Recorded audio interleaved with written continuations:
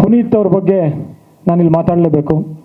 ನಾನು ಮತ್ತು ಪುನೀತ್ ಅವರು ಹೀರೋ ಆಗೋಕ್ಕೂ ಮುಂಚೆ, ಇನ್ಫ್ಯಾಕ್ಟ್ ಅವ್ರು ಬಾಲ್ಯ ನಟನಾಗಿ ಆಗಲೇ ಅವ್ರಿಗೆ ರಾಷ್ಟ್ರ ಪ್ರಶಸ್ತಿ ಬಂದಿತ್ತು. ಅದಾದ ನಂತರ ಅವರು ಸಿನಿಮಾ ಮಾಡಿರಲಿಲ್ಲ ಹೀರೋ ಆಗಿ, ಅಪ್ಪು ಬಂದಿರಲಿಲ್ಲ ಅವಾಗಲೇ ನನಗೆ ಅವ್ರ ಪರಿಚಯ. ಒಂದು ಏರೋಬಿಕ್ಸ್ ಮಾಡ್ತಾಯಿದ್ವಿ ಒಟ್ಟಿಗೆ, ಮತ್ತು ಅವ್ರ ಜೊತೆಗೆ 2 ಕ್ಲಾಸ್ ಮಾಡ್ತಾಯಿದ್ವಿ. ಫಿಟ್ನೆಸ್ ಬಗ್ಗೆ ಅವ್ರಿಗೆ ಇದ್ದಿದ್ದ ಒಂದು ಸ್ಟ್ಯಾಮಿನಾ ಆಯ್ತಲ್ಲ, ಎಂಡ್ಯೂರೆನ್ಸ್, ಅದಂತೂ ಅದ್ಭುತ. ಮತ್ತು ಅದಾದ ನಂತರ ಅಪ್ಪು ಮಾಡಿದ್ರು, ವಿ ಶಾಂತಾರಾಮ್ ಪ್ರಶಸ್ತಿ ಬಂತು. ನನಗೆ ತುಂಟಾಟನಲ್ಲಿ ವಿ ಶಾಂತಾರಾಮ್ ಪ್ರಶಸ್ತಿ ಬಂತು. ಇದೇ ನಮ್ಮ ಮಾಜಿ ಮಾಧ್ಯಮ ಅಕಾಡೆಮಿಯ ಅಧ್ಯಕ್ಷರಾದ ಶನಾಯಿ ಗೊತ್ತಿದೆ, ಅವರೇ ನನಗೆ ಆ ನ್ಯೂಸನ್ನು ಫಸ್ಟ್ ಹೇಳಿದ್ದು, ನಿಮಗೆ ಮತ್ತು ಪುನೀತ್ ಅವ್ರಿಗೆ ವಿ ಶಾಂತಾರಾಮ್ ಪ್ರಶಸ್ತಿ ಬಂದಿದೆ ಸರ್, ಬಾಂಬೆಗೆ ಹೋಗ್ತಾ ಇದ್ದೀರಾ ಅಂತ.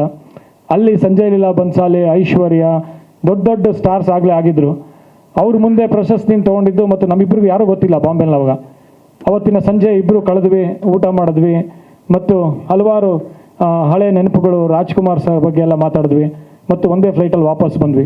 ಏನೋ ಕಾಕತಾಳಿ ಅಂತ ಗೊತ್ತಿಲ್ಲ. ನಾನು ಅವರು ಒಂದೇ ವರ್ಷ ಡೆಬ್ಯೂ ಮಾಡಿದ್ದು, ಮತ್ತು ಅದಾದ ನಂತರ ಫಿಲ್ಮ್ ಫೇರ್ ಪ್ರಶಸ್ತಿನೂ ಒಂದೇ ವರ್ಷ ಬಂತು. ಅಫ್ಕೋರ್ಸ್ ಇಲ್ಲಿ ಮಧು ದೈತೋಟ ಇದ್ದಾರೆ, ಅವರೇ ಫಿಲ್ಮ್ ಫೇರ್ ಪ್ರಶಸ್ತಿ ಬಗ್ಗೆ ಹೇಳಿದ್ದು. ಅದನ್ನು ಹೈದರಾಬಾದಲ್ಲಿ ಅವರು ಬಂದಿದ್ದರು. ಆ ಪ್ರಶಸ್ತಿಗೆ ಅವ್ರಿಗೆ ಅರಸಿಗೆ ಬಂತು, ನನಗೆ ಐಶ್ವರ್ಯ ಆಗಿ ಬಂತು. ಆವಾಗಲೂ ಅಷ್ಟೇ ಒಂದೇ ಫ್ಲೈಟಲ್ಲಿ ಹೋಗಿ ಅವತ್ತು ಸಂಜೆ ಎಲ್ಲ ಕಳೆದ್ವಿ. ಆ ಸಮಯಗಳನ್ನ ಇವತ್ತು ಮೆಲುಕು ಹಾಕೋಕ್ಕೆ ಇಷ್ಟಪಡ್ತೀನಿ. ಮತ್ತು ವಾಪಸ್ ಬಂದ್ವಿ. ಅದಾದ ನಂತರ ಅಫ್ಕೋರ್ಸ್ ಐಶ್ವರ್ಯ, ಅದಕ್ಕೂ ಮುಂಚೆ ಐಶ್ವರ್ಯನ ಆಡಿಯೋ ರಿಲೀಸ್ ಅವರೇ ಮಾಡಿದ್ದು. ಅವರು ಆಗಲೇ ದೊಡ್ಡ ಹೀರೋ ಆಗಿದ್ದರು, ಸ್ಟಾರ್ ಆಗಿದ್ದರು. ಐಶ್ವರ್ಯ ದೀಪಿಕಾ ಪಡ್ಕೋಣೆ ಅವರ ಫಸ್ಟ್ ಫಿಲಮು, ಮತ್ತು ಆ ಒಂದು ಘಟನೆಗಳು, ಅನೆಕ್ಡೋಟ್ಸು ಎಲ್ಲ ತುಂಬ ಇದೆ, ಒಂದು ಪುಸ್ತಕನೇ ಬರಿಬೋದು. ಹಿ ವಾಸ್ ಅ ಸ್ಟಾರ್ ಐಶ್ವರ್ಯ ಆಯಿತು. ಅದಾದ ನಂತರ ಅದಕ್ಕೂ ಮುಂಚೆ ಮೋನಾಲಿಸಾಗೆ ಪ್ರಶಸ್ತಿ ಬಂತು, ಸ್ಟೇಟ್ ಪ್ರಶಸ್ತಿ, ನನಗೆ ಬೆಸ್ಟ್ ಫಿಲ್ಮ್ ಬೆಸ್ಟ್ ಡೈರೆಕ್ಟ್ರಾಗಿ. ಅವ್ರಿಗೂ ಅಷ್ಟೇ ಬೆಸ್ಟ್ ಆ್ಯಕ್ಟ್ರಾಗಿ ಬಂತು. ಸೊ ಕಾಕತಾಳಿ, ನನಗೆ ಯಾವಾಗ ಪ್ರಶಸ್ತಿ ಬರ್ತಾಯಿತ್ತು ಅಥವಾ ಅವ್ರಿಗೆ ಯಾವಾಗ ಪ್ರಶಸ್ತಿ ಬರ್ತಾಯಿತ್ತೋ ನನಗೂ ಅವಾಗ ಪ್ರಶಸ್ತಿ ಬರ್ತಾಯಿತ್ತು. ಮತ್ತು ಸಿನಿಮಾನೂ ಮಾಡಬೇಕಾಗಿತ್ತು. ನನ್ನ ಒಂದು ವಿಪರ್ಯಾಸ ಅಂದರೆ ಅದು ಅವ್ರ ಜೊತೆ ಸಿನಿಮಾ ಮಾಡೋಕ್ಕಾಗಲಿಲ್ಲ. ಒಂದು ಕಥೆನೂ ಓಕೆ ಆಗಿತ್ತು, ಅವರೇ ಹೇಳಿ ಕಳಿಸಿದ್ರು ಒಬ್ಬ ನಿರ್ಮಾಪಕರಿಗೆ. ಮತ್ತು ನಾನು ಅವಾಗ ಹಿಂದಿ ಸಿನಿಮಾ ಮಾಡ್ತಾಯಿದ್ದೆ. ಒಂದು 15 ದಿನ ಟೈಮ್ ಕೊಡಿ, ಶುರು ಮಾಡ್ತೀನಿ ಅಂದರೆ ಅವಾಗ ಟೈಮ್ ಇರಲಿಲ್ಲ ಅವ್ರಿಗೆ.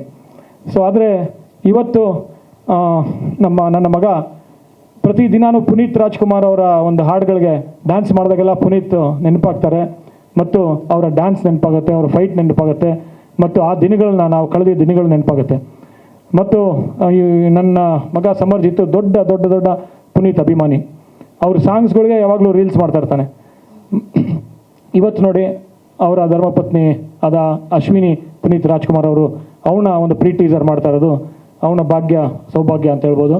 ಮತ್ತು ಥ್ಯಾಂಕ್ ಯು ಅಶ್ವಿನಿ ಅವರೇ, ಈ ಕಾರ್ಯಕ್ರಮಕ್ಕೆ ಬಂದು ನಮಗೆ ಆಶೀರ್ವಾದ ಮಾಡೋದಕ್ಕೆ, ಮತ್ತು ಇದೇ ಥರ ಯುವಕರಿಗೆ ಆಶೀರ್ವಾದ ಮಾಡ್ತಾ ಇದ್ದೀರಾ. ಈಗಾಗಲೇ ಹಲವಾರು ಯುವಕರಿಗೆ ಪಿಕ್ಚರ್ ಮಾಡಿದ್ದೀರಾ.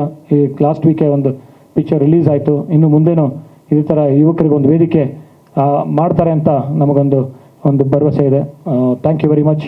ಮತ್ತು ಇಷ್ಟು ಹೇಳಿ ನನ್ನ ಮಾತುಗಳು ಮುಗಿಸ್ತೀನಿ. ಇವತ್ತೆಲ್ಲ ಮಾಸ್ತಿಯವರು ಬಂದಿದ್ದಾರೆ, ಹಲವಾರು ಸ್ನೇಹಿತರು ಬಂದಿದ್ದಾರೆ, ಗೆಳೆಯರು ಬಂದಿದ್ದಾರೆ, ಫ್ಯೂಚರ್ ಸ್ಟಾರ್ ಜರುಷಾ ಅವರಿದ್ದಾರೆ ಇಲ್ಲಿ.